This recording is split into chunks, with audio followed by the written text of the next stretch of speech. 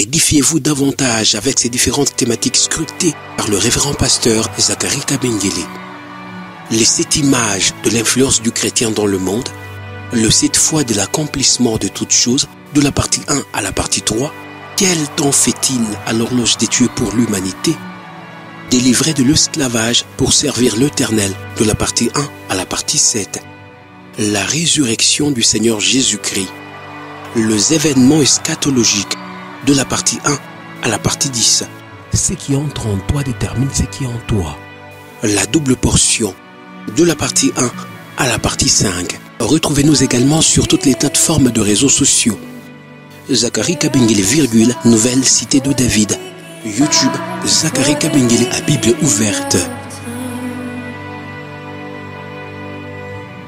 Oui, bien-aimés, peuple de Dieu, nous vous saluons dans le nom de notre Seigneur et Sauveur Jésus-Christ. Et nous sommes dans la joie de nous retrouver dans le cadre de notre émission à Bible ouverte ce jeudi pour écouter la parole de notre Seigneur Jésus-Christ. Depuis quelques jours, nous sommes en train de parler sur la pensée suivante. Une vie nouvelle avec les choses nouvelles.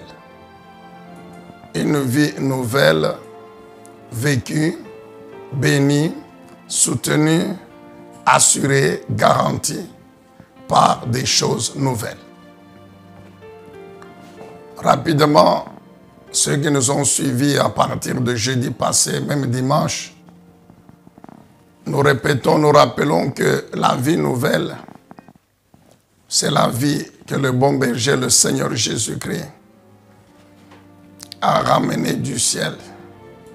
La vie qui a donc comme source Dieu le Père, Dieu le Fils, Dieu le Saint-Esprit et la parole de Dieu, qui sont du ciel tous.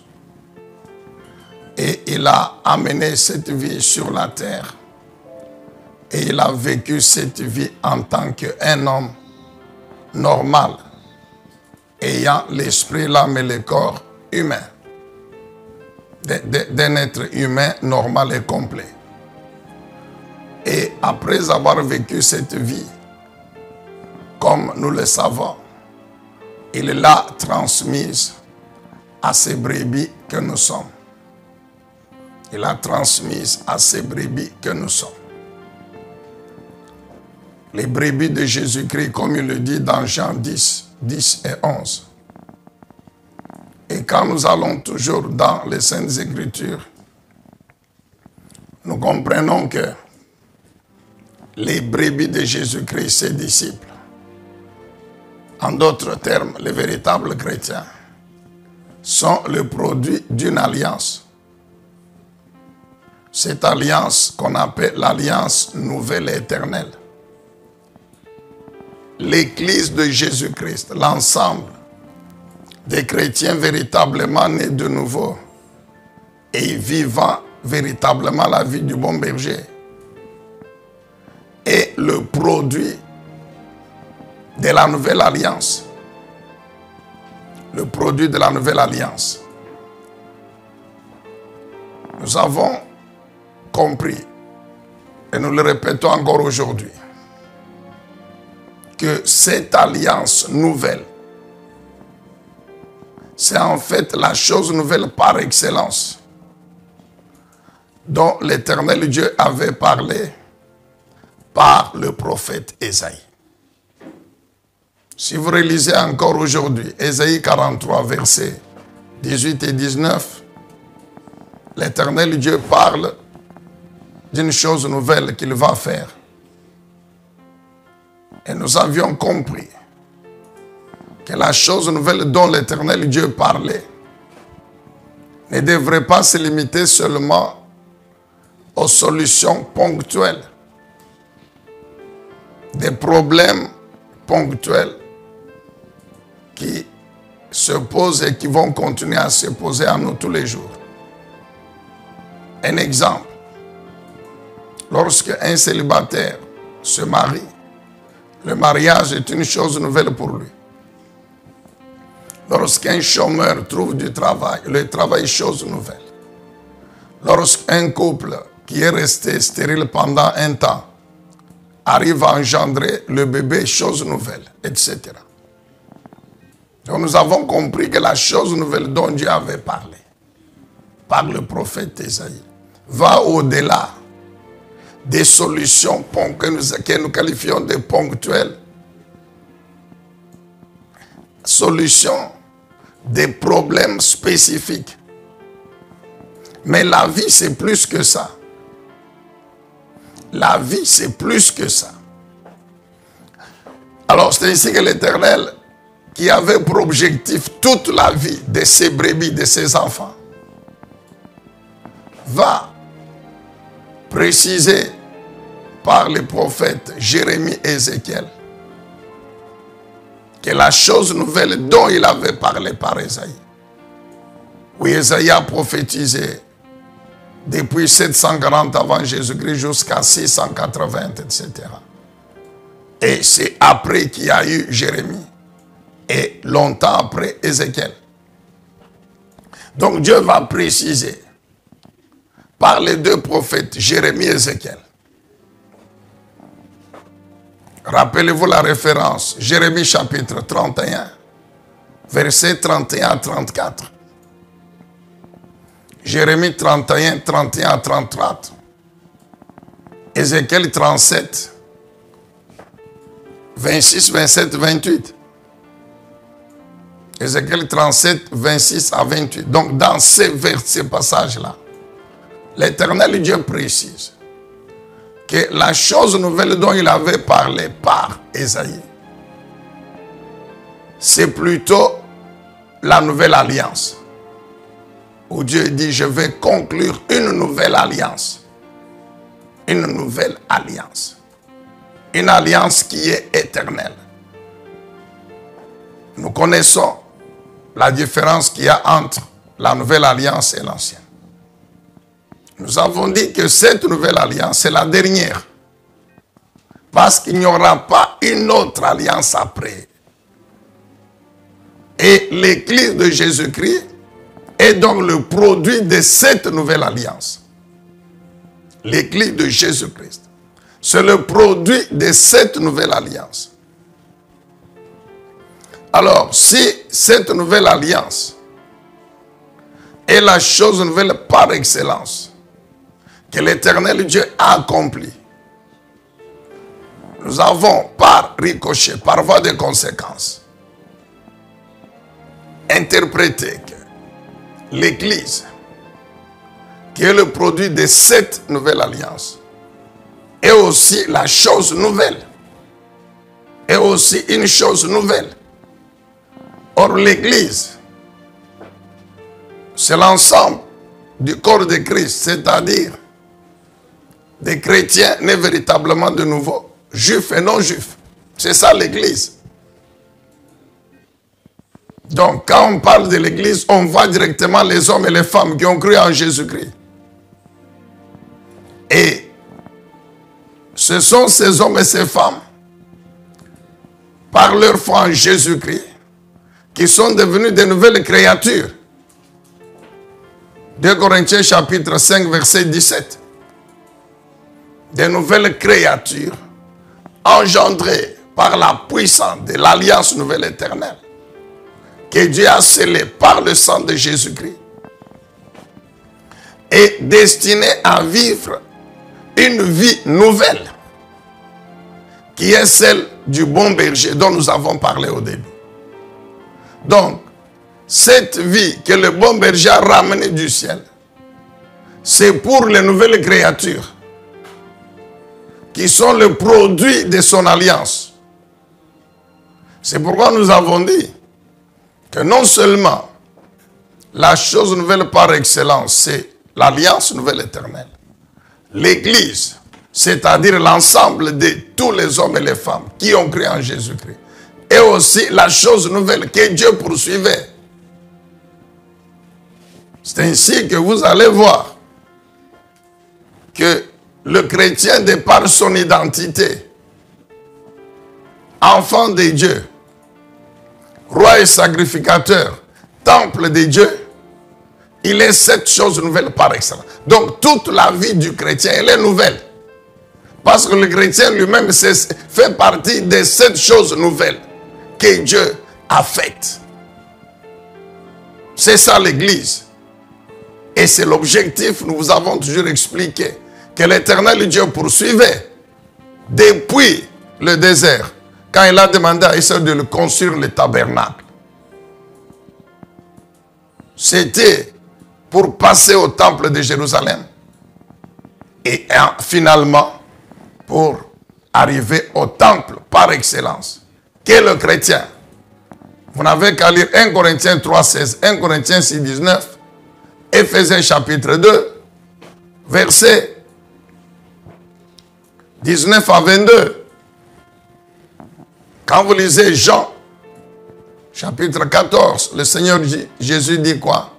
Quand l'Esprit de Dieu, le Saint-Esprit viendra, non seulement il sera avec vous, mais il sera en vous. Il sera en vous. C'est pourquoi Éphésiens 2, 22 déclare que le chrétien est l'habitation de Dieu par son esprit qui est en lui. Le chrétien, habitation de Dieu par l'esprit de Dieu qui est dans le chrétien. C'est ça l'objectif que Dieu poursuivait. Et ayant atteint cet objectif, c'est fini. C'est pourquoi nous répétons que la nouvelle alliance, c'est la dernière. Et la vie nouvelle des produits de cette alliance, elle est aussi, il n'y a pas une autre vie après la vie nouvelle que le bon berger a donnée à ses enfants. Il n'y en a pas. Pourquoi? Parce que après cette vie nouvelle que nous vivons sur la terre, lorsque la trompette va sonner, nous poursuivrons la même vie au ciel. Ceux qui nous ont déjà précédés, qui se reposent dans le sein d'Abraham, ont vécu cette vie avant de se reposer dans le sein d'Abraham. Un jour, nous vous avons dit, vous le répétons aujourd'hui, que le Saint-Esprit, quand un chrétien, quand un homme meurt, les anges de Dieu, sous l'ordre du Saint-Esprit, n'amènent dans le sein d'Abraham que les esprits de ceux qui ont vécu la vie du bon berger sur la terre, la vie de Jésus-Christ. Nous le répétons, que vous le vouliez ou non, c'est ça. La vie du bon berger, nous la vivons par la parole de Dieu, par le Saint-Esprit.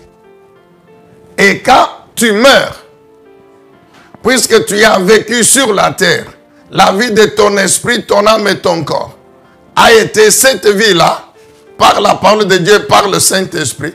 Alors, le Saint-Esprit donne les ordres à ses anges qui t'amènent maintenant dans le sein d'Abraham.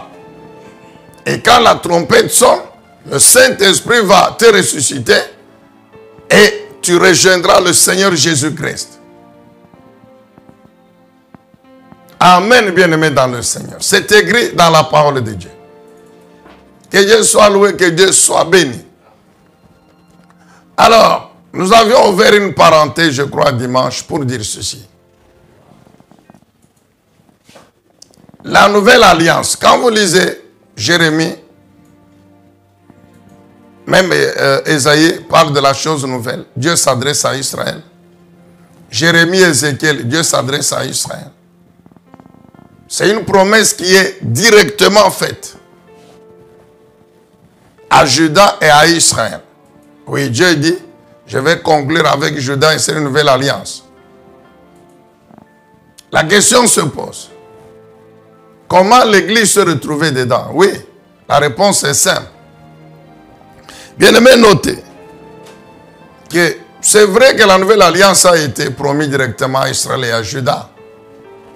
Mais aujourd'hui, l'Église jouit des bénédictions spirituelles contenues dans cette alliance. Pourquoi et comment l'Église jouit des bénédictions spirituelles contenues dans cette alliance? Rentrons un peu en avant. Dieu a conclu une alliance avec Abraham, qui est le père d'Israël. Dans l'alliance abrahamique, c'est vrai que cette alliance, Dieu l'a conclue pour Abraham et ses descendants physiques, c'est-à-dire le peuple d'Israël. Mais une promesse spirituelle de l'Église se trouve dedans. Cette alliance contient une promesse spirituelle de l'Église. Bien que Dieu l'a conclue avec Abraham, bien que Dieu l'a conclue, Dieu dit qu'il va la conclure avec Juda et Israël, descendants physiques d'Abraham. Mais en elle, il y a une promesse spirituelle qui concerne l'Église. Alors, suis-nous très bien, tu vas encore comprendre cela. Tu vas encore comprendre ce mystère. Pourquoi et comment l'Église jouit des bénédictions spirituelles contenues dans l'alliance que Dieu a faite avec Israël et Juda. Comment dans l'alliance abrahamique, l'Église a une promesse spirituelle qui la concerne. Nous sommes dans Genèse chapitre 22. Nous lisons à partir du 15e verset. Genèse 22, 15.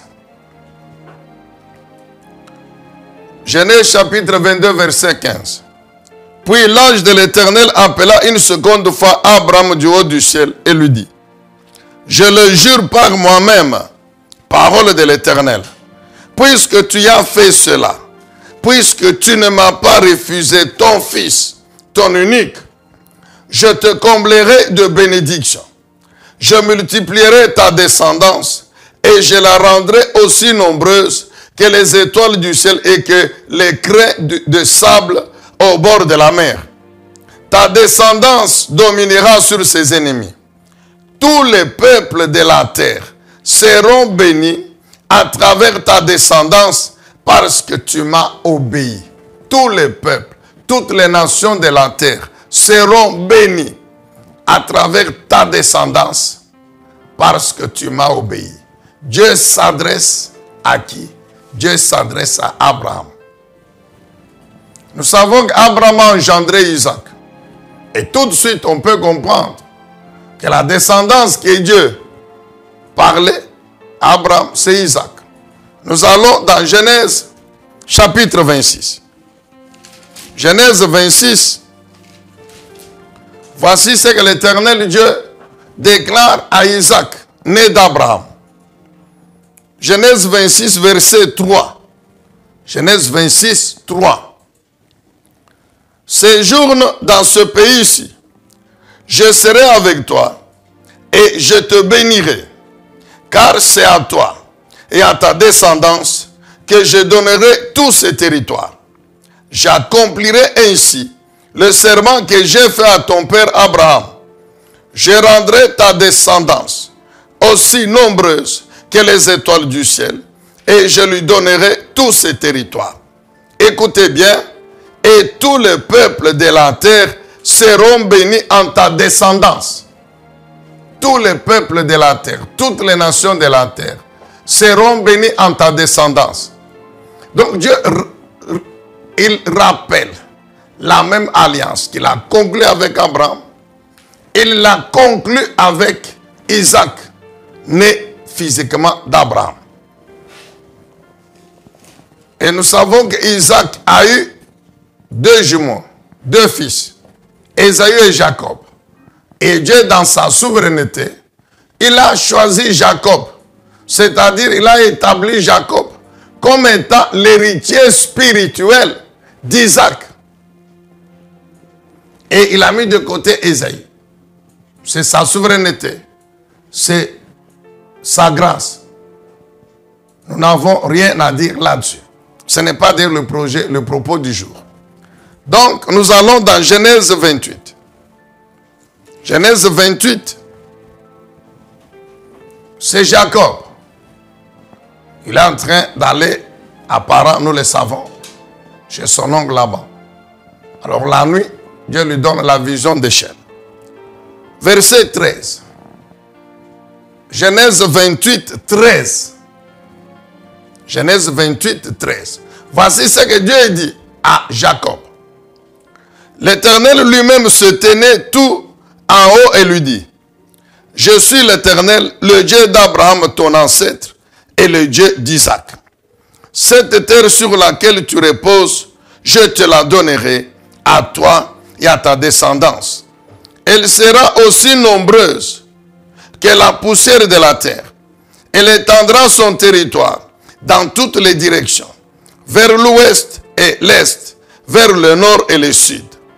Par toi, donc par toi Jacob, et par elle. Elle, c'est la descendance de Jacob. Vous comprenez? Par toi Jacob et par elle. Elle, c'est la descendance de Jacob. Toutes les familles de la terre seront bénies. Amen, bien-aimé. Par toi et par ta descendance, les familles de la terre seront bénies. C'est la même alliance que Dieu a conclue avec Abraham. Il la rappelle à Isaac, il la rappelle à Jacob. Maintenant, quelle est cette descendance d'Abraham, d'Isaac, de Jacob, que Dieu a établie pour être source de bénédiction des nations? Pour être source de bénédiction des nations. Pour gagner un peu de temps, nous allons dans Galates chapitre 3. Aujourd'hui encore, permettez que nous relisons ce passage qui nous permet de comprendre ce mystère. Galates chapitre 3, le verset 16. Écoutons encore attentivement comment le Saint-Esprit révèle les choses. Galates 3, verset 16. Or, c'est à Abraham et à sa descendance que Dieu a fait ses promesses. Il n'est pas dit et à ses descendances, comme s'il s'agissait de plusieurs lignées. Non. À ta descendance ne désigne qu'une seule descendance, et cette descendance, c'est Christ. Alléluia. Alors, dès que vous comprenez, bien aimé dans le Seigneur, que lorsque la Bible parle de la descendance d'Abraham, premièrement, nous voyons le peuple physique d'Israël, qui est né Abraham, Isaac, Isaac, Jacob, Jacob, 12 tribus, et les 12 tribus, Israël. Mais nous savons aussi que par Israël physique, Dieu a envoyé Jésus-Christ, le Messie, homme, qui est venu dans le monde par Israël physique. Vous lisez Matthieu chapitre 1er, généalogie de Jésus-Christ, fils d'Abraham, fils d'Isaac, fils de Jacob, fils de David, fils de Judas, fils de David. Amen, bien-aimé dans le Seigneur. Donc, Jésus, homme le Messie, qui vient du ciel avec la mission de sauver maintenant tous les peuples de la terre, de les délivrer de la malédiction du péché, nous le savons, depuis Adam et Ève, leur péché dans le jardin d'Éden. Ce Messie, c'est sauveur. Humainement parlant, il vient par Israël. Israël qui vient d'Abraham. Amen, bien-aimé dans le Seigneur. C'est pourquoi la Bible atteste que quand Dieu parlait à Abraham, à Isaac, à Jacob, de la descendance qui allait être source de bénédiction de toutes les nations de la terre, l'Éternel Dieu voyait Jésus-Christ. Maintenant, comment les nations de la terre sont devenues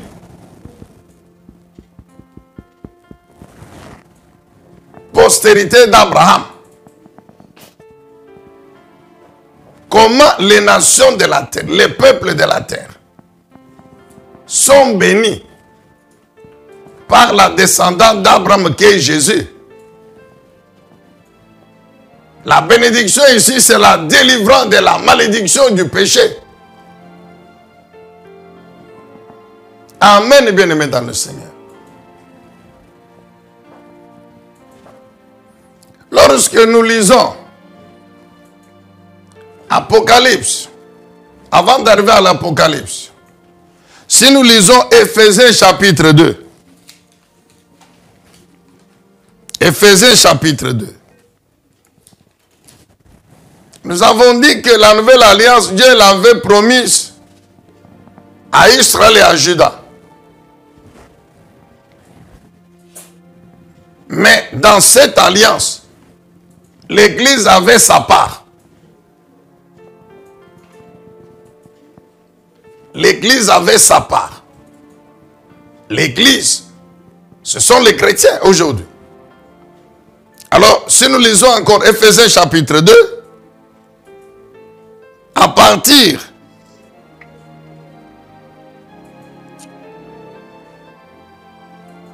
nous pouvons lire le verset, nous vous recommandons de lire à partir du 11e verset, jusqu'au le 11 et le 12e verset. Ici, l'apôtre s'adresse directement à ce peuple, à ces nations, qui ne sont pas Israël. C'est dans ce passage qu'il leur dit, dans Éphésiens 2, 11 et 12, que jadis, avant que vous ne puissiez vous convertir, avant que vous ne deveniez membre de l'église de Jésus-Christ, du corps de Christ, vous n'étiez pas le peuple de Dieu. Vous n'étiez pas participant des alliances de notre Dieu. Vous étiez sans Dieu, sans Christ dans ce monde, étranger, non concerné par les alliances et toutes les promesses. C'est ainsi que maintenant il débouche le verset 13, il dit quoi? Mais maintenant, par votre union avec Jésus-Christ, vous qui autrefois étiez loin, vous êtes devenus proches grâce au sacrifice de Christ. Car nous lui devons notre paix. Il a en effet instauré l'unité entre les Juifs et les non-Juifs et abattu le mur qui les séparait. En livrant son corps à la mort, il a annulé les effets de ceux qui faisaient d'eux des ennemis, c'est-à-dire de la loi, les effets de la loi de Moïse dans ses commandements et ses règles. Il voulait ainsi créer une seule et nouvelle humanité. Vous comprenez? Une seule et nouvelle humanité. Une seule et nouvelle descendance à partir des Juifs et des non-Juifs qu'il a unis à lui-même en établissant la paix. Il voulait aussi les réconcilier les uns et les autres avec Dieu et les unir en un seul corps en supprimant par sa mort sur la croix ceux qui faisaient d'eux des ennemis. Amen. Quand Jésus vient le Messie, Jésus ne vient pas seulement pour Israël et Juda, puisque c'est à eux que Dieu avait promis directement la nouvelle alliance. Mais dans la pensée de Dieu, Dieu ne se limitait pas seulement à Israël physique. Dieu voyait au-delà d'Israël les autres nations. Et c'est à partir de Jésus que les autres nations allaient aussi entrer dans la lignée de la descendance d'Abraham pour jouir maintenant de la bénédiction de cette alliance. Alors lorsque maintenant Jésus le Messie arrive, c'est vrai, les Juifs ont d'abord refusé, puis une partie a cru. Mais qu'est-ce que les Juifs croyaient? Que le Messie était seulement pour eux et non pas pour les nations. Les Juifs croyaient et tenaient à le démontrer que même le Saint-Esprit ne concernait pas les nations. C'est ainsi que, quand vous lisez par exemple l'histoire de l'apôtre Pierre, lorsque Dieu l'a envoyé dans la maison de Corneille, le centenier romain, et qu'il a prêché l'évangile, il a prêché Christ, ils ont cru, ils ont été baptisés du Saint-Esprit. Les Juifs ayant appris cela, quand Pierre est rentré à Jérusalem, ils ont mis Pierre à la barre. C'est écrit dans le livre des Actes des Apôtres, pour lui dire, nous avons appris que toi tu es parti dans la maison des non-juifs. Et il semble qu'ils ont même reçu le Saint-Esprit. Alors Pierre devait leur expliquer que ce n'est pas moi, c'est votre Dieu là qui en a décidé ainsi. Car Jésus n'est pas venu seulement pour nous les Juifs, les Israélites, mais Dieu l'a envoyé pour tous les peuples. Bien-aimés, ce doit être dans Ésaïe 49, je crois le verset 6. Vous pouvez vérifier. Ésaïe 49, 6. Où Dieu qui annonce la venue du Messie, Dieu dit quoi? Que si je t'envoie toi, le Messie, ce n'est pas seulement pour ramener Israël à moi. Ce n'est pas seulement pour les tribus de Jacob, non. Ça, c'est peu de choses. Mais je t'envoie aussi pour être la lumière pour toutes les nations de la terre, pour tous les peuples. Je t'envoie pour sauver tous les peuples de la terre. Ce n'est pas seulement pour les Juifs. C'est ce que maintenant l'apôtre Paul, par le Saint-Esprit, explique aux Éphésiens et nous explique aujourd'hui. Amen, bien-aimés. Depuis la loi de Moïse, les Juifs ne pouvaient pas avoir des relations amicales avec les non-Juifs. Le judaïsme les interdisait d'entrer même dans la maison des non-Juifs. Donc pour les Juifs, les autres peuples de la terre, spirituellement, étaient très bas. Ils les méprisaient. Et il y avait donc un fossé entre Juifs et non-Juifs. Maintenant, Jésus vient. Ce n'est pas seulement pour eux. C'est ainsi que maintenant, dans la mission de rédemption, de salut de toute l'humanité, le Seigneur a brisé cette inimitié. Le Seigneur a brisé ce fossé. Il l'a comblé. Comment? Il a fait des Juifs et des non-Juifs qui croient en lui. Un seul corps, une seule humanité. C'est ça l'Église. Amen, bien-aimés dans le Seigneur. Le Seigneur Jésus, par sa gloire, par sa mort sur la croix, Jésus est mort sur la croix, non seulement pour les Juifs, mais pour toute l'humanité. Ainsi, il a réuni ceux qui étaient jadis ennemis. C'est-à-dire juifs et non-juifs. Mais à condition qu'ils croient en lui. Et en croyant en lui, ils deviennent membres de son corps, de son église. C'est ça la nouvelle humanité dont la Bible parle. Amen, bien-aimés dans le Seigneur. Et quand vous allez, Apocalypse, chapitre 5, c'est la Bible ouverte. Apocalypse, chapitre 5, versets 9 et 10. Voici ce que la Bible révèle encore comme un mystère.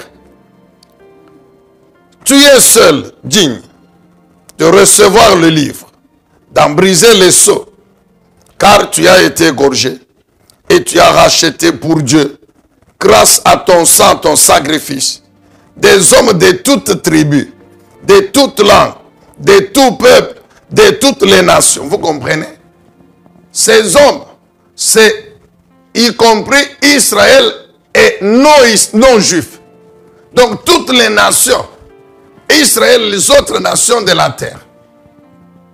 Tous ceux qui ont cru en Jésus, Jésus a fait d'eux un seul peuple.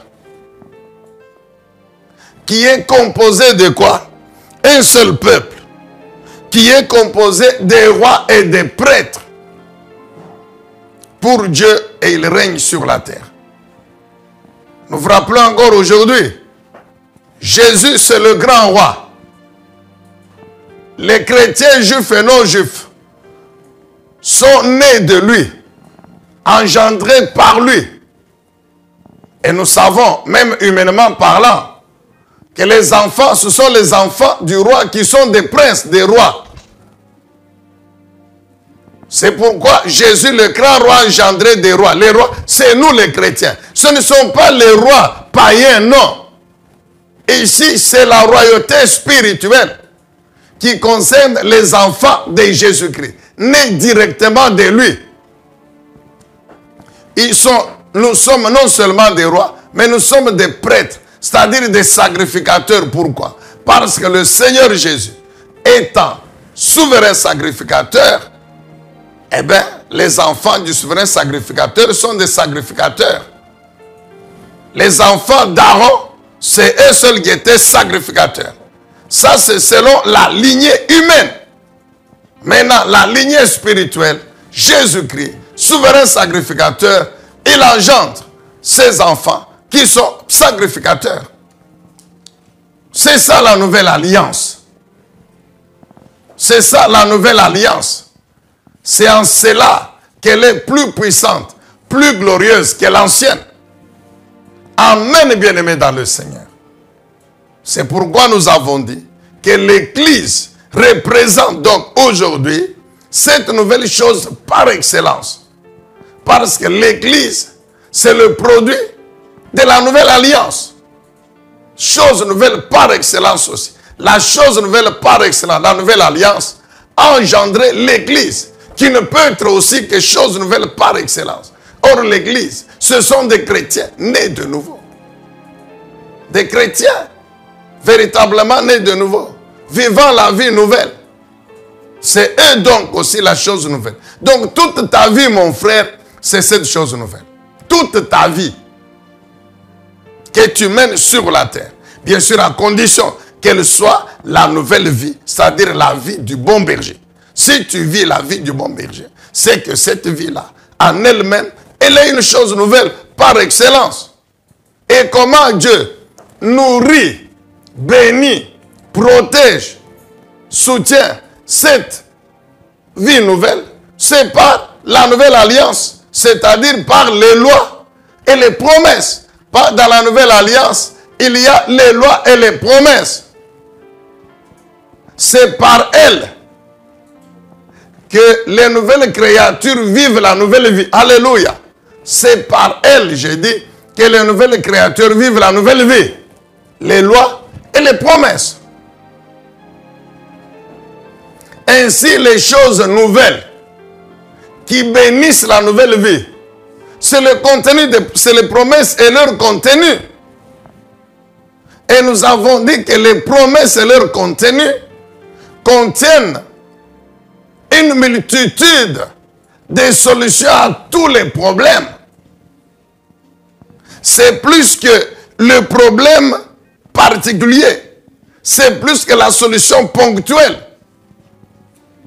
Lorsque moi je suis célibataire, quand je me réveille le matin, ma situation ou mon état civil de célibataire n'enlève pas mon identité spirituelle en tant qu'enfant de Dieu, roi et sacrificateur. Donc, tout en étant célibataire, je mène la vie nouvelle par rapport aux lois. Nous l'avons déjà compris. Par rapport aux préceptes, aux commandements.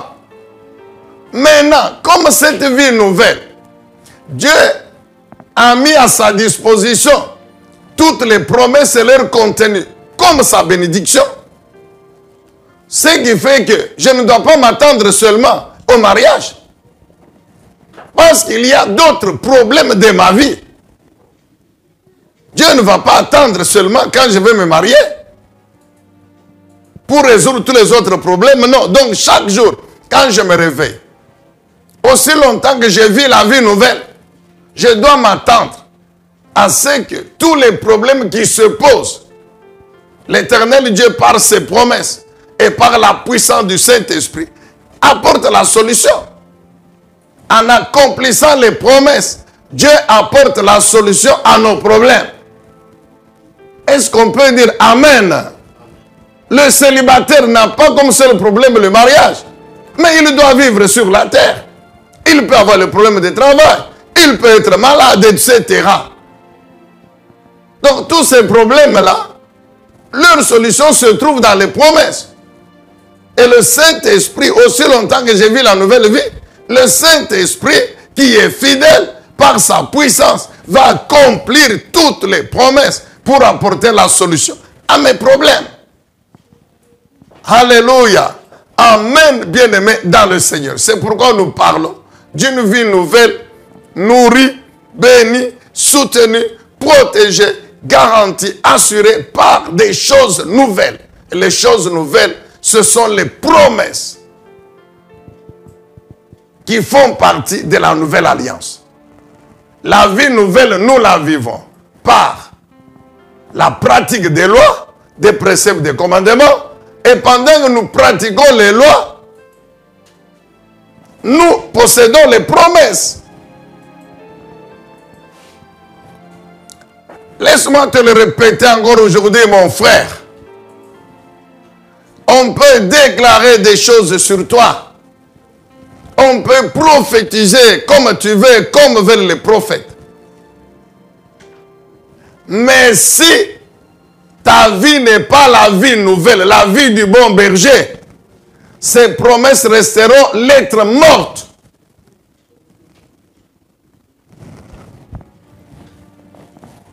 Elles resteront lettres mortes. Car Dieu n'accomplit les prophéties que dans les vies de ceux qui vivent sa vie. En d'autres termes, Dieu ne bénit que sa vie. La bénédiction est dans les promesses. Elle est pour ceux qui vivent la vie de Dieu en mettant en pratique ses lois. N'oublie jamais Deutéronome 4, Deutéronome 6, mon frère. Le Seigneur l'a répété. Là, vous allez dire c'est l'ancienne alliance. Très bien. Mais quand nous allons dans la nouvelle alliance, Jean chapitre 20, verset 31, c'est la nouvelle alliance. La Bible dit quoi? Tout ce qui est écrit dans l'évangile, toutes ces choses ont été écrites afin que vous croyiez que Jésus est le Fils de Dieu, le Messie. Et qu'en croyant, vous ayez la vie en son nom. En croyant, vous ayez la vie en son nom. En croyant, vous viviez la vie de Dieu qu'il a ramenée sur la terre. Croire, c'est quoi? Mais c'est croire en la parole de Dieu, c'est croire en Jésus-Christ. Et nous vous avons dit que la foi en Jésus-Christ, la foi en Jésus-Christ, en la parole de Dieu, ne se limite pas seulement à Hébreux 11. C'est-à-dire, ne se limite pas seulement à espérer des choses et à démontrer celles qu'on ne voit pas avec les yeux physiques. Mais la foi consiste aussi à obéir à la parole de Dieu. Quand nous obéissons à la parole de Dieu, nous vivons la vie que Dieu a mise dans ses préceptes, dans ses lois. Et quand nous vivons la vie de Dieu qu'il a mise dans ses lois, en ce moment-là, nous sommes qualifiés pour espérer des choses qui sont dans les promesses. Ce que nous espérons, nous vous le répétons, doit être dans les... C'est ce qui est dans les promesses de Dieu. En ce moment-là, nous sommes sûrs que l'espérance conduira à quelque chose de réel. Vous pouvez espérer comme vous voulez. Mais si votre espérance n'est pas fondée sur la parole de Dieu, c'est-à-dire sur les promesses, vous ne verrez rien. Pourquoi nous espérons que nous vivrons éternellement avec Jésus au ciel? Mais c'est parce qu'il y a une promesse. Il a dit, ceux qui croient en moi vivront éternellement avec moi au ciel. Jésus a dit ça. Il y a une promesse. C'est pourquoi nous croyons, nous espérons. Il a dit, je m'en vais vous préparer une place où? Au ciel. Afin que comme je suis au ciel, vous aussi, vous viviez au ciel avec moi. Nous croyons, nous espérons, il y a une promesse. Ces choses ont été écrites, dit Jean 20, 31. Afin que vous croyez que Jésus est le Fils de Dieu. Et qu'en croyant, en exerçant votre foi, vous ayez la vie de Dieu par Jésus-Christ. C'est ça, la vie en son nom. Amen, Église. Est-ce qu'on peut acclamer un peu le Seigneur? Alléluia. Amen, bien-aimé dans le Seigneur. Donc, mon frère, chrétien, écoute. Nous voulons te le réexpliquer encore très bien. On n'est pas pressé. Nous voulons te le réexpliquer encore très bien. Recherche les prophéties, il n'y a pas de problème. Mais n'oublie pas que la parole de Dieu qui est contenue dans la Bible, c'est la meilleure des prophéties. C'est la prophétie par excellence. Parce que tu le veuilles ou non, il n'y a aucun problème concernant ta vie sur cette terre d'abord, que Dieu n'a pas encore résolu dans la Bible, qui n'est pas concerné, qui ne sont concernés par les promesses de Dieu. Quelle prophétie on va te dire? Que demain Dieu va te donner la victoire, que demain Dieu va t'élever, que demain tu deviendras ceci, cela, que demain tu auras ceci, tu vas te marier, tu auras des enfants, que demain Dieu va te donner la victoire, etc. Mais c'est écrit dans les promesses. Le Réma tire sa substance dans le logos. C'est pourquoi Paul a dit, toute prophétie doit être examinée à la lumière de la parole de Dieu. Quelqu'un qui est païen n'a jamais cru en Jésus-Christ. Il vit dans le péché. Mais on est en train de déclarer sur lui, Dieu va faire ça, Dieu va faire ça. Dieu n'est jamais engagé dans la vie des païens. Les païens ne sont pas les enfants de Dieu. Les promesses de Dieu sont pour ses enfants. Quel Dieu qui va accomplir la prophétie dans la vie d'un païen? Amen, bien-aimé dans le Seigneur. Il faut d'abord croire en Jésus-Christ, naître de nouveau, devenir enfant de Dieu, ainsi tu deviens héritier de Dieu, co-héritier de Christ. C'est écrit dans la Bible, dans la parole de Dieu. Amen, bien-aimé dans le Seigneur. Que Dieu soit loué, que Dieu soit béni. Donc, nous avons compris encore aujourd'hui, très bien, ce que signifie la vie nouvelle. Très bien, ce que signifie la vie nouvelle. Et ce que signifient les choses nouvelles. Et comment nous, chrétiens enfants de Dieu, nous devons vivre cette vie nouvelle en pratiquant les lois et ainsi nous possédons les promesses. Les chrétiens véritables vivent la vie nouvelle que le bon berger leur a donnée en pratiquant les lois et en possédant les promesses. Toutes sont contenues dans la nouvelle alliance. Alléluia.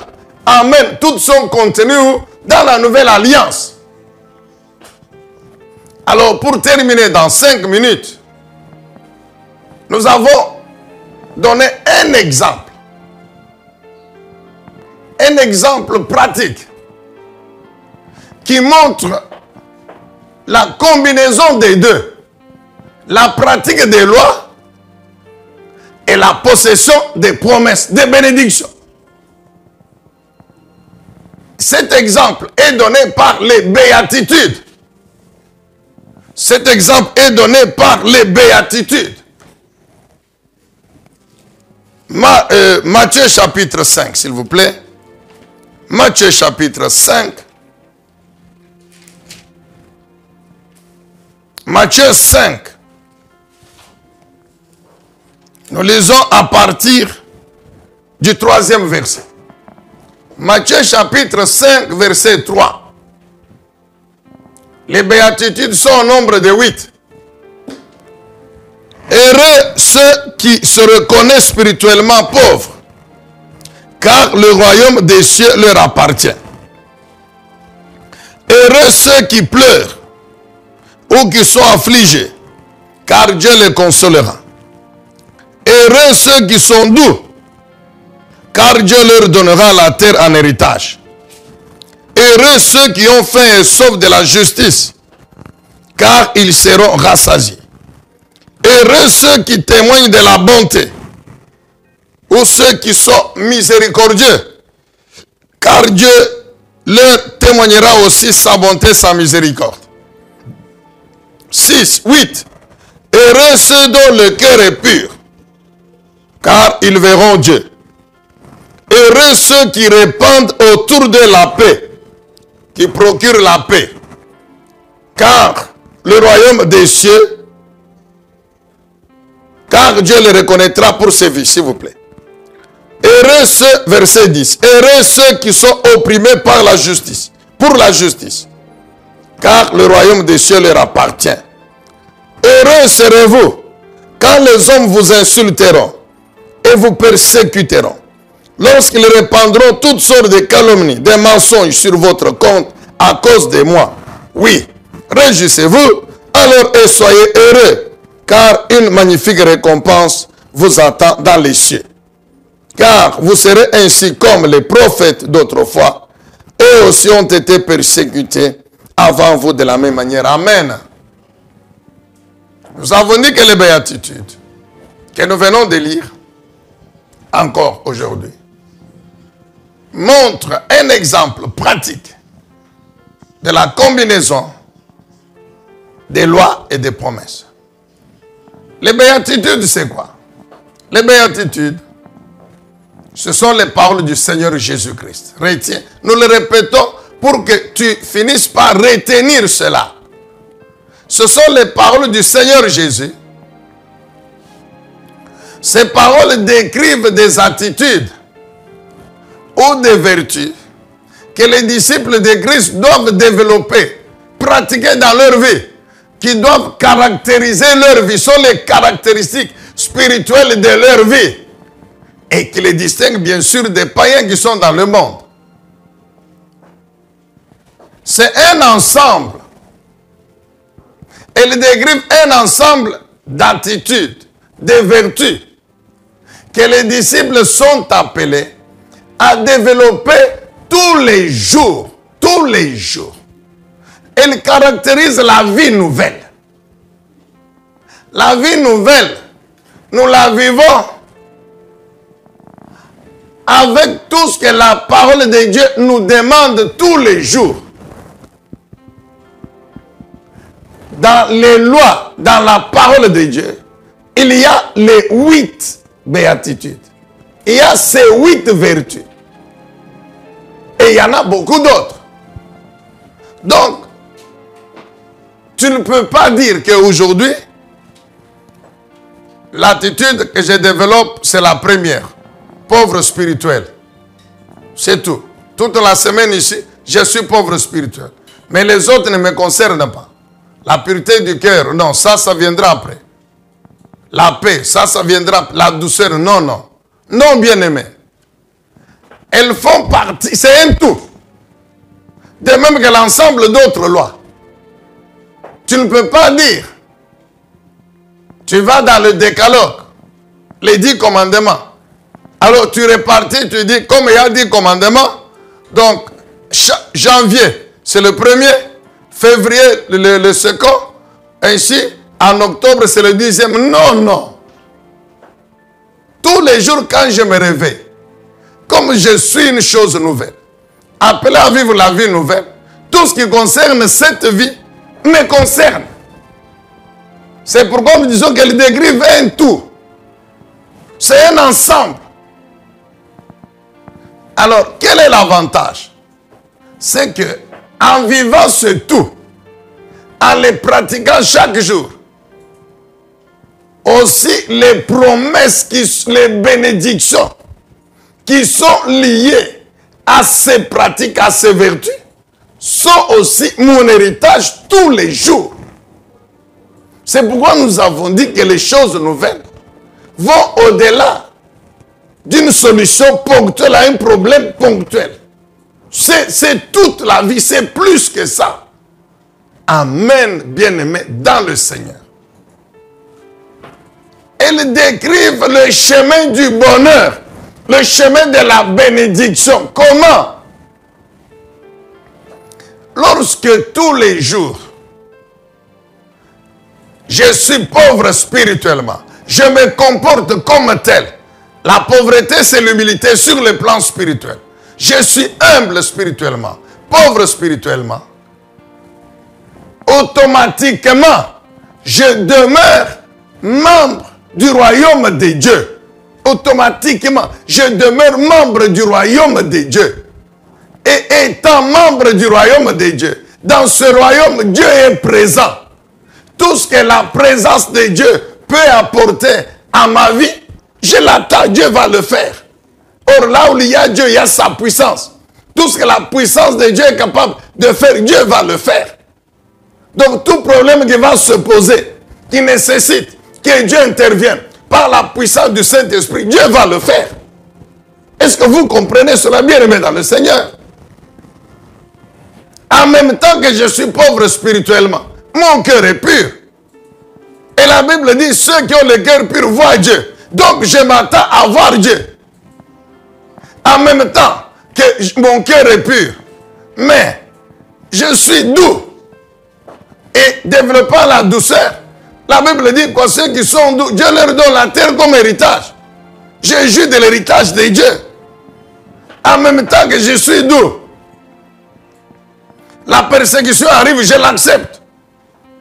Et l'héritage, la bénédiction, c'est quoi? Toujours le royaume des cieux. Pendant que j'accepte la persécution, mais s'il faut, il y a la justice. Fait et sauf de la justice. C'est-à-dire quoi? La préoccupation, l'engagement de vivre comme Dieu me le demande. Comment? Par rapport à sa parole. La Bible dit quoi? Ceux-là qui ont fait sauf de la justice, comme bénédiction, c'est quoi? Jésus dit quoi? Ils seront rassasiés. Vous comprenez, bien-aimés dans le Seigneur? Lorsque j'ai fait sauf de la justice, je marche sur le chemin sur lequel Dieu a placé la bénédiction. Quelle bénédiction? Rassasié. C'est la satisfaction. Est-ce que vous comprenez ça? Lorsque je suis doux, j'exerce la douceur. Je pratique, je développe la douceur. Je marche sur le chemin sur lequel Dieu a placé l'héritage de la terre.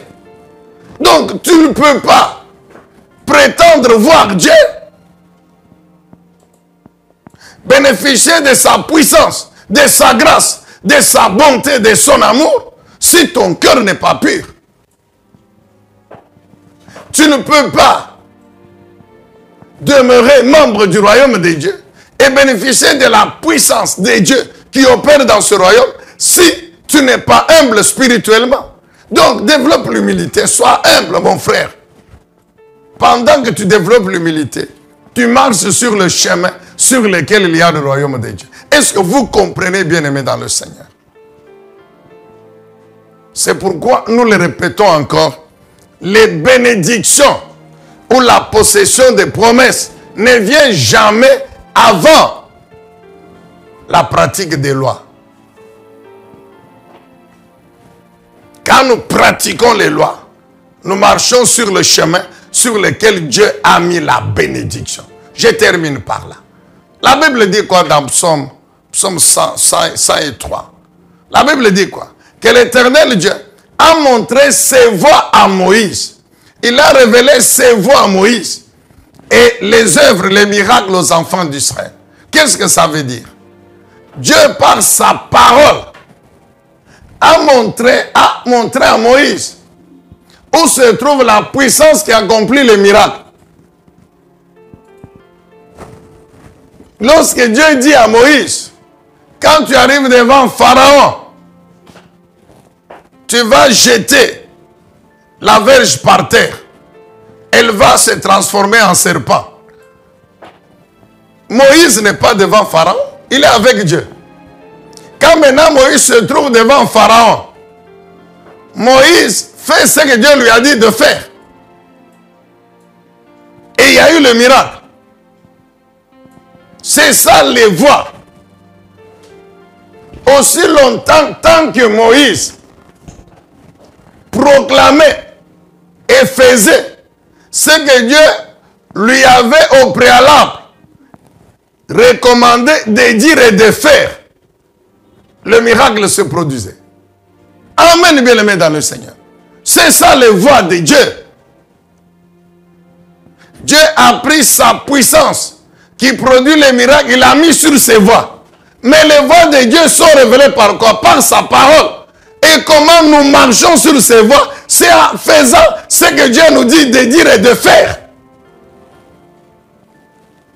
Nous vous le répétons, tant que Moïse proclamait et faisait ce que Dieu lui avait au préalablement dit de dire et de faire, il y avait le miracle. Amen, bien-aimés dans le Seigneur. Alors, sois humble, spirituel. Crois en cette parole. Crois que c'est la vérité. Et mets-la en pratique. Tu verras, mon bien-aimé, que ta vie va changer. Ici, il n'est pas question de dire priez pour moi. Non, non. C'est à toi de prendre la décision. Tu te dis chrétien, non? Alors, prends la décision d'écouter la parole, de croire que c'est la vérité, et engage-toi à la mettre en pratique. Comporte-toi comme un pauvre spirituel, un humble spirituel devant le Saint-Esprit. Alors, en ce moment-là, le Saint-Esprit a la capacité de mettre la parole en pratique. En pratiquant la parole, tu marches sur le chemin sur lequel Dieu a mis la bénédiction. Et automatiquement, absolument, tu rencontreras cette bénédiction. Alléluia. Et tous les jours, tu verras que ta vie sera bénie, nourrie, changée, transformée, glorifiée par la puissance du Saint-Esprit, accomplissant les promesses. Dieu Tout-Puissant, nous te disons merci. Nous bénissons ton puissant, glorieux, redoutable nom aujourd'hui encore. Nous te rendons toute la gloire. Nous prions au nom de Jésus, notre Seigneur et notre Sauveur. Et nous acclamons le Seigneur Dieu Tout-Puissant. Alléluia. Au nom de Jésus. Amen. Édifiez-vous davantage avec ces différentes thématiques scrutées par le révérend pasteur Zacharie Kabengele. Les 7 images de l'influence du chrétien dans le monde, le 7 fois de l'accomplissement de toutes choses, de la partie 1 à la partie 3, quel temps fait-il à l'horloge de Dieu pour l'humanité? Délivré de l'esclavage pour servir l'Éternel, de la partie 1 à la partie 7. La résurrection du Seigneur Jésus-Christ. Les événements eschatologiques, de la partie 1 à la partie 10. Ce qui entre en toi détermine ce qui est en toi.